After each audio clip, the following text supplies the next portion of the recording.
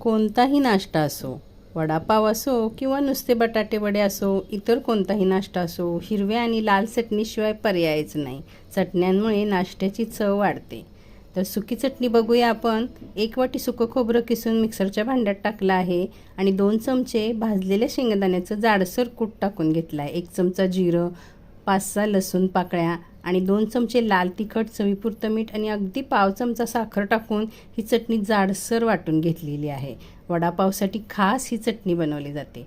आता हिरवी चटणी यासाठी मिक्सरच्या भांड्यात भरपूर कोथिंबीर, 2 चमचे डाळवं किंवा डाळं म्हणतात याला, 1 चमचा जिरं, 3-4 आल्याचे तुकडे आणि यामध्ये आपण हिरव्या मिरच्या 3-4 टाकलेल्या आहेत. तिखट चटणी बनवत आहोत. भिजवलेली चिंच आणि गूळ, चवीपुरतं मीठ टाकून ही चटणी वाटली आहे. दोन्ही चटण्या मस्त चटपटीत टेस्टी आहेत. आणखीनही चटणीचे व्हिडिओ अपलोड केलेले आहेत, तुम्ही चेक करा. आवडल्यास लाईक करा.